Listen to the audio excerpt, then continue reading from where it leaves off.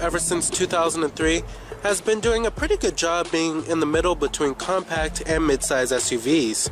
For 2016, a completely redesigned Sorento carries on with this formula, but it's now more refined and a little bigger this time around than the previous generation.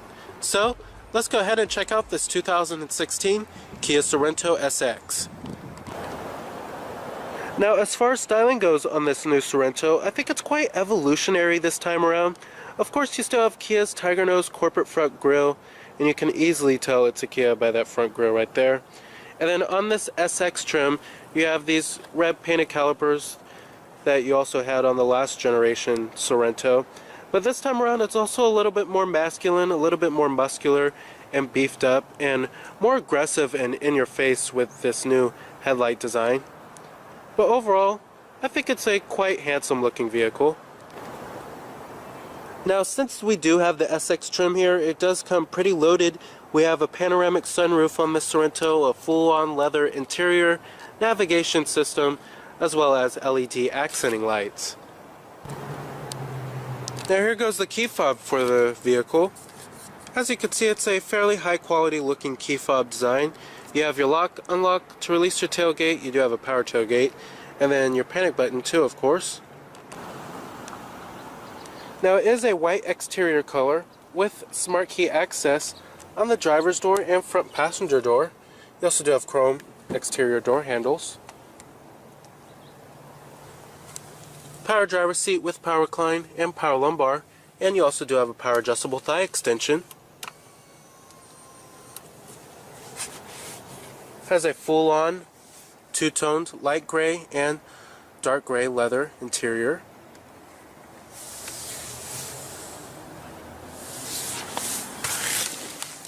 Now, stepping on inside of the new Sorento, as you can see, it's a fairly high quality looking cabin. And where they really improved on in the interior the most over the previous generation was build quality and materials. It's a lot better in this generation Sorento than the last one. But pretty stylish looking cabin design. They do have push button ignition, of course. Just put your foot on the brake and hit the button to start. And what you're hearing is a 3.3 liter V6. Leather wrapped steering wheel. Love the steering wheel rim, has a decent grip to it. Now, coming to your transmission, in typical Kia fashion, you have a 6-speed automatic. Nowadays, that's pretty normal stuff. However, I would love to see more gears for improved fuel economy. But you do have manual shiftability. And then putting the vehicle into reverse displays your rear view camera with guidance lines. And you also do have trajectory, as well as rear cross traffic alert.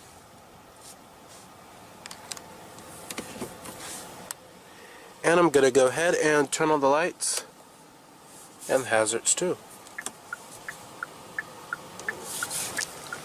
All windows are fully automatic.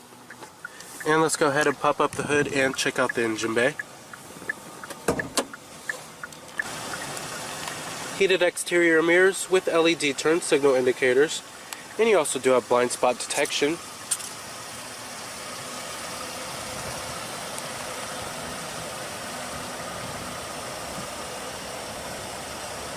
You also do have 19-inch alloy wheels.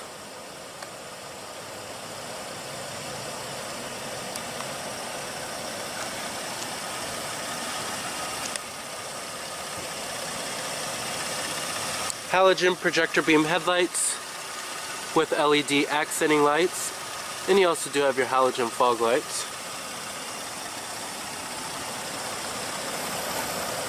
Like I said, it's a more aggressive and beefed up appearance this time around, much more muscular.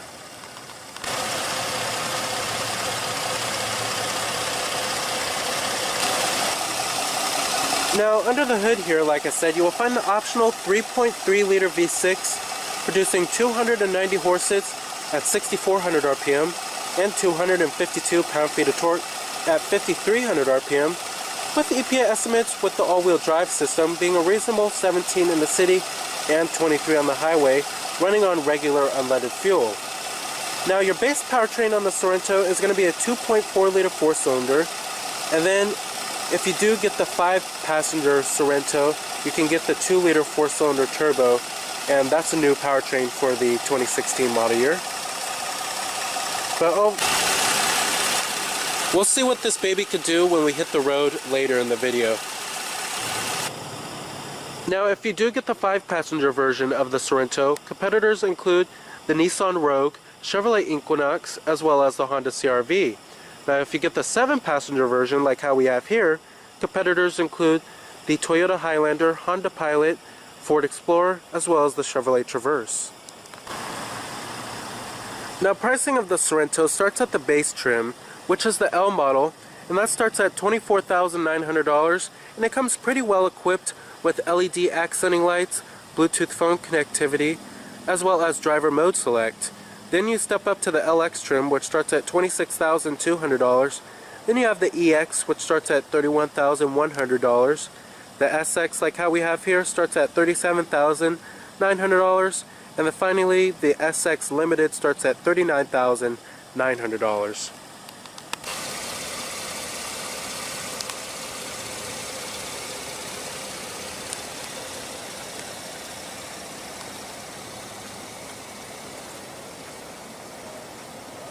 Coming to the rear, you have LED taillights, rear reflectors, a rear window wiper with a rear window defroster, and rear parking sensors too.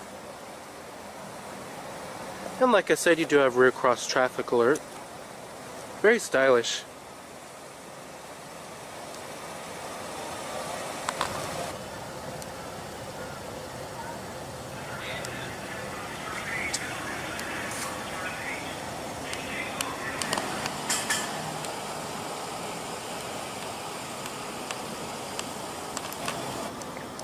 Now, like I said, EPA estimates are 17 in the city, 23 on the highway.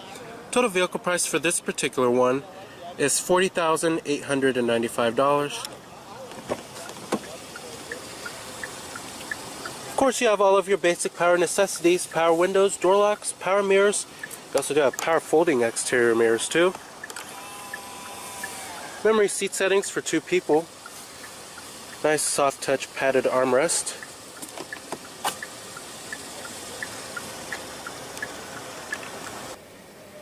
And let's go ahead and rev it up.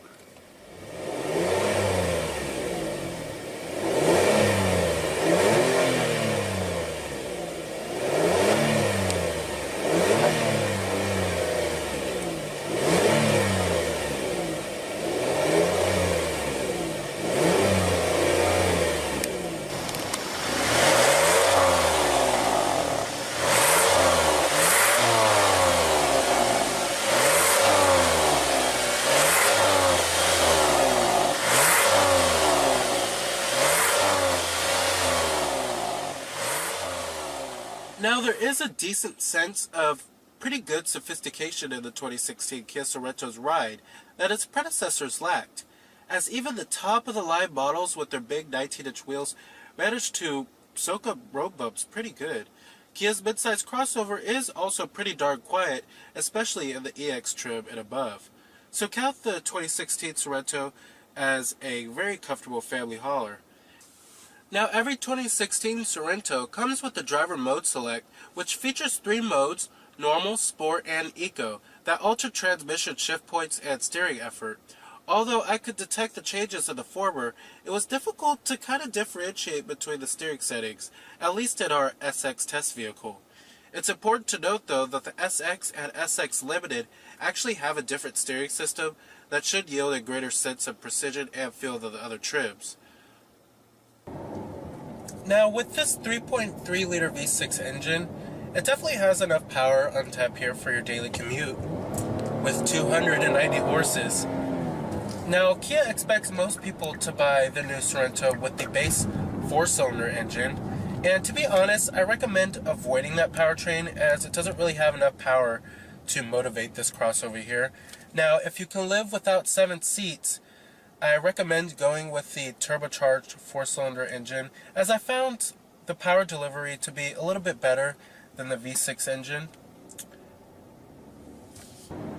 Now overall, I like the steering on the Sorento, and I think it provides a decent balance between ride comfort and pretty good steering.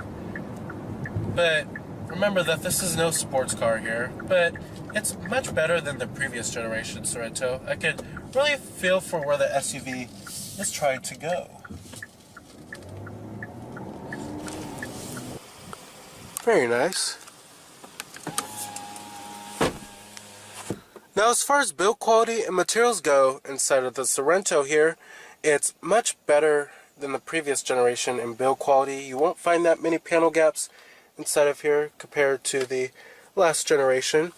And same goes with the materials. Materials is much better than the previous generation. You have a nice soft touch upper door panel. Down here on the armrest is also nice soft touch. It's decently padded on the mid door panel. And then up here it's also a nice soft touch material with nice premium stitching. Also nice and padded right here. And then where your knees might hit, it's also nice and soft touch right here. I was pretty surprised about that. But overall, build quality and materials is pretty good inside of the Sorento.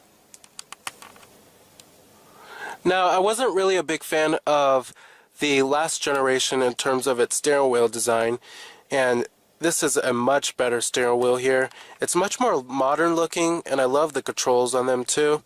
And then I love the grip the steering wheel has as well. Now, coming to the controls, of course you have all of your basic controls like your Bluetooth phone controls, voice recognition, and your steering wheel mounted audio controls. And then coming over here you have your cruise control buttons, and then this button right here controls your TFT instrument cluster, which I'll get to a little later in the video. But overall, it's a very nice looking steering wheel. You also do have a manually tilting and telescoping steering wheel. Decent range of adjustment. Now coming down here, you have your auxiliary input, your USB port, and two 12-volt power outlets. And you also do have a little storage cubby down there. And then right here you will find your cup holders, and then your lockable center differential, your parking sensors off button, and then your different driver selectable modes. And then coming to the center console, it's nice and padded and stitched, very high quality. Then you also do have another USB port down there. And then the center console storage is okay. Coming up here you have your auto dimming rear view mirror with garage home link. Your sunglass container, very high quality, lined with felt too. And then you have your interior illumination lighting, LEDs. And then your panoramic sunroof gives the cabin a much more open, airy feel. And you also do have your sliding shade. Pretty nice.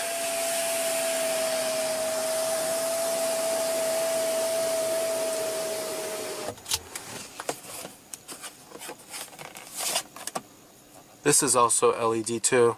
A lot of manufacturers just make this LED and then just make this normal lights. But that's also LED as well. Headliner is also pretty high quality, nice and plush. You have this fabric headliner, it's really nice. Now coming to the main center stack controls, I love how utilitarian it looks, but it's also pretty stylish and high quality looking at the same time, and it's pretty simple and easy to use as well. Really big knobs and buttons here. You have dual zone automatic climate control, your temperatures are right here. And then you have your front window defroster, rear window defroster, your different zones, and it'll display up on the touchscreen display. And then you have your fan speeds, and then when you click on climate right here, it goes to your climate control on the touchscreen display. Then you have your recycling mode too. Pretty easy to figure out. And then down here you have your heated seats. Now coming over here, you have your gauge brightness, and then you have your blind spot detection, and then the orange light will illuminate if you turned it on. And then you have your 115 volt power outlet if you want to turn that on, and then your traction control off button. Now coming to the main head unit, you have Kia's UVO system with the 8-inch touchscreen display. Coming to your radio, you have your AM, FM, Sirius XM satellite radio, HD radio on this bad boy too. Coming to your media, your different media sources include Bluetooth, streaming audio, your USB, and then your auxiliary input too. And then coming to UVO, you have your UVO e-services, you have roadside assistance, your points of interest, your e-services guide, My Car Zone, Parking Minder, and your vehicle diagnostics. And then when you want to access the navigation system, you actually do have to have an SD card and slide it right there. And then coming to your phone, of course, you have an integrated dial pad. You can hook up your phone on here, have all your contacts, of course, all that good stuff. And then coming to info, you can access Pandora Internet Radio, SoundHound, and then you have apps that you could download. A quick guide, voice commands, Sirius XM data, and then your climate. And then coming to setup, you can change many different settings like the navigation, voice recognition, sound, display, etc. And then you also do have an optical disc drive up here too. But overall, we've seen this head unit many times before, and I love this head unit. Really great responsiveness, the rendering and the graphics are great too, and it's very user-friendly, and the buttons are really clear, easy to read, the font is great, and it's just a really great infotainment system. And you also do have the Infinity Premium audio sound system on this bad boy too. Now coming to the TFT instrument cluster, I'm a pretty big fan of it, and we've seen it many times before on many Kia vehicles. But basically it's like a little mini Kia UVO system. You have your digital speedometer right there, and then your exterior temperature readout is on the bottom. And then you have your different driver selectable modes, which will appear up on this instrument cluster as well. And then like I said, it's all controlled by the buttons on the steering wheel. Then it shows you what radio station you're on, and then your tire pressure as well. And then user settings like your driver assistance, door, tailgate, lights, sound, etc.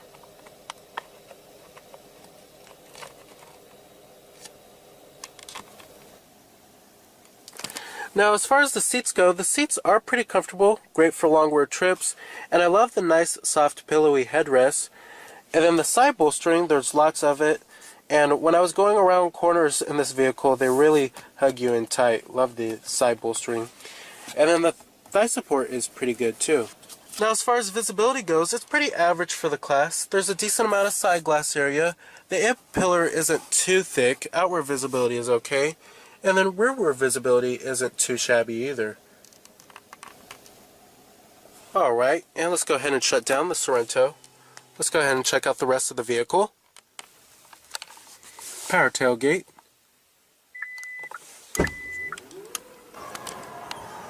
Now back here you will find a decent amount of cargo capacity if you're comparing this to a compact crossover with the third row folded down. Now to fold it down, you just pull this, easy as that.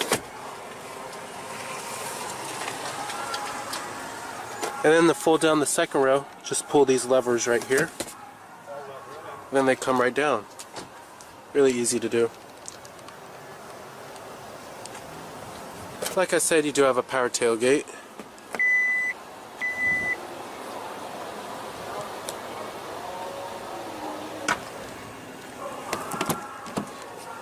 Now build quality and materials do follow through in the rear back here. Still nice and soft touch.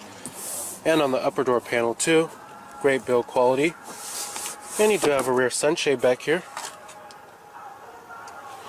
Now these seats do recline and they do slide forward and aft for a more comfortable experience.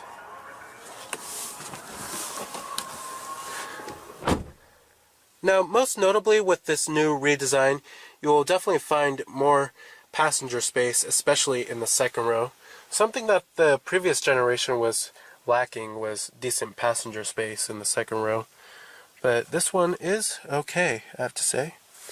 You do have dual map pockets back here, rear air vents, a USB port and a 12 volt power outlet, and you do have an 115 volt power outlet. Rear armrest with cup holders. Seats are pretty comfortable back here. Thigh support is okay. Overall, it's a pretty comfortable experience. Definitely love that panoramic sunroof. Powered passenger seat with power recline. The glove box, nice and damped. Alrighty. So the Kia Sorento is bigger, more sophisticated, and much more enjoyable to drive for 2016, making it a very appealing alternative to 5 and 7 passenger SUVs that were previously a class above it. Kia's midsize crossover should definitely be worth putting on your test drive list.